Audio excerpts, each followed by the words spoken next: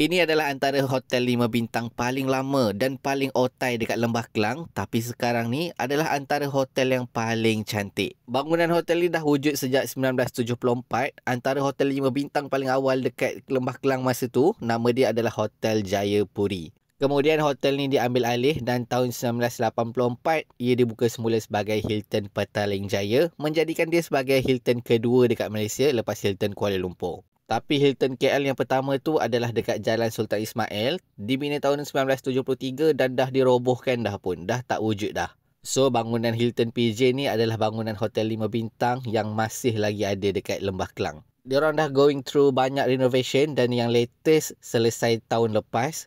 Ada beberapa landmarks dan ikon yang dikekalkan, ada juga yang dah tak ada. Contohnya macam water fountain tepi restoran Paya Serai. Tapi apapun, deco yang baru ni walaupun nampak lebih simple tapi lebih fresh, color yang lebih cerah, nampak lagi moden dan penggunaan cermin ni membuatkan bilik yang kecil pun nampak lagi besar. Walaupun dah ada vibe yang baru, tapi Hilton PJ masih lagi antara hotel 5 star paling murah dekat Lembah Kelang. So korang boleh try.